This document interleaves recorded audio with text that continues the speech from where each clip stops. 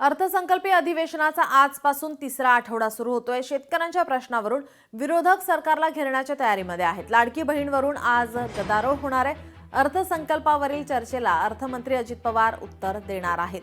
विरोधकांच्या आरोपांना आज अजित पवार उत्तर देणार असल्याची माहिती मिळते। विधानसभेमध्ये 5 विभागांच्या पुरवण्या मागण्यांवर चर्चा होण्याची ही माहिती मिळते। तर शेतकरी हमीभाव, सोयाबीन, तूर, कापूस यांसह अनेक मुद्द्यांवर विरोधक सरकारला घेरण्याच्या तयारीत आहेत। त्यामुळे आजपासून सुरू होणारा या तिसरा आठवडा कसा गाजणार याकडे आता सर्वांचं लक्ष असेल। विरोधक सरकारला घेरण्याच्या तयारीत आहेत। गदारोळ करण्याची माहिती सध्या समोर येते। अनेक मुद्द्यांवरून विरोधक सरकारला घेरण्याच्या तयारीत आहेत। आपल्या प्रतिनिधी मीनाक्षी म्हात्रे आपल्यासोबत जोडलेल्या आहेत। मीनाक्षी, विधान परिषदेच्या 5 जागांसाठी अर्ज दाखल करण्याचा आजचा शेवटचा दिवस आहे। काल भाजपाकडून 3 नावांची घोषणा झालेली आहे। मात्र शिंदेच्या शिवसेनेकडून आणि राष्ट्रवादीच्या अजित पवारांच्या राष्ट्रवादीकडून अद्यापही घोषणा झालेली नाही। तर त्यांच्याकडून आज कोण अर्ज दाखल करणार आहे त्या संदर्भात काय माहिती आहे? निश्चितच आपण पाहतोय विधानसभा निवडणुकीनंतर विधान परिषदेसाठी 5 जागा रिक्त झालेल्या आहेत आणि या 5 जागांपैकी 3 जागांवरती भाजपने आपली नावं जी आहेत ती जाहीर केलेली आहेत। आज एकूणच 17 तारीख आहे आणि अर्थसंकल्पीय अधिवेशनाचा तिसरा आठवडा आहे।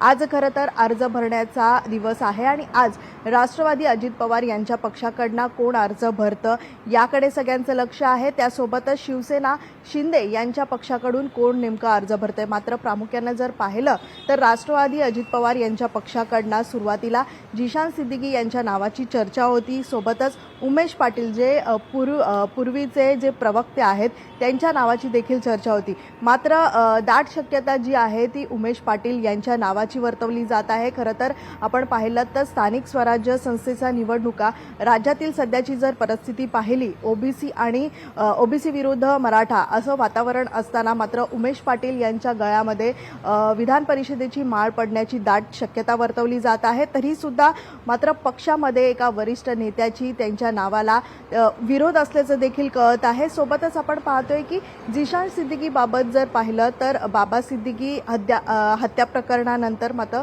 जिशान सिद्दीकीकडे प्रामुख्यानं पक्षांतर्गत मात्र सहानुभूतीपूर्व पाहिलं जात होतं, विचार देखील केला होता। पण मात्र सध्याची राज्याची परिस्थिती पाहता औरंगजेब कबरीचा मुद्दा चर्चेत असताना पक्षाला कुठेतरी अडचणीचं ठरू शकतं। त्यामुळे जिशान सिद्दीकी यांच्या नावाची जी चर्चा होती ती कुठेतरी कमी होताना पाहायला मिळते। त्यामुळे एकूणच आज अजित पवार यांच्या पक्षाकडनं विधान परिषदेसाठी कोण अर्ज दाखल करतं याकडे सगळ्यांचं लक्ष आहे। सोबतच शिंदे यांच्या शिवसेनेकडनं मात्र शीतल म्हात्रे असतील, संजय मोरे असतील किंवा पांडव यांच्या नावाची चर्चा सुरू आहे। अंतिम निर्णय एकनाथ शिंदे हे घेतील। मात्र आजचा दिवस महत्त्वाचा आहे, त्यामुळे आज अर्ज दाखल करण्यात येणार आहेत। उद्या जर पाहिली तर या अर्जांची छाननी होईल आणि 20 तारखेला अर्ज मागे घेण्याची देखील तारीख देण्यात आलेली आहे। सोबतच आपण पाहतोय की 27 मार्चला निवडणुका ज्या आहेत त्या पार पडतील आणि त्याच दिवशी संध्याकाळी 5 वाजता याचा निकाल जाहीर होईल। एकूणच आपण पाहतोय की 5 जागा रिक्त असताना भाजपकडनं 3 जागांची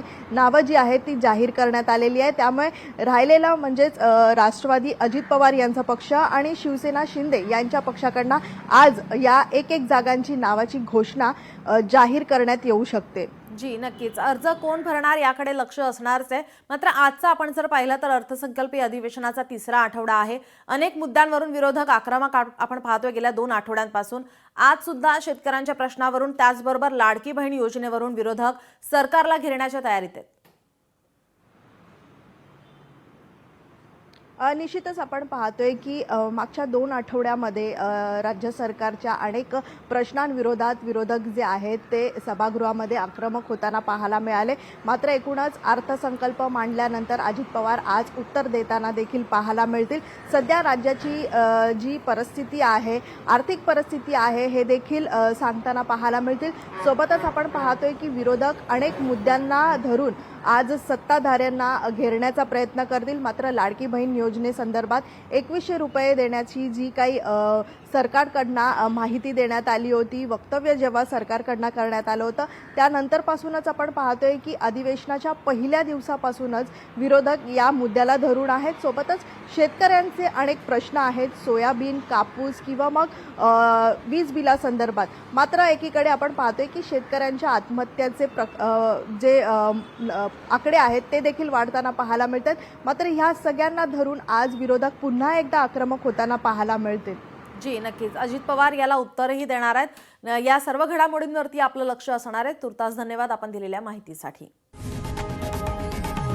लोकशाही मराठी ऐका, पहा, जागरूक रहा.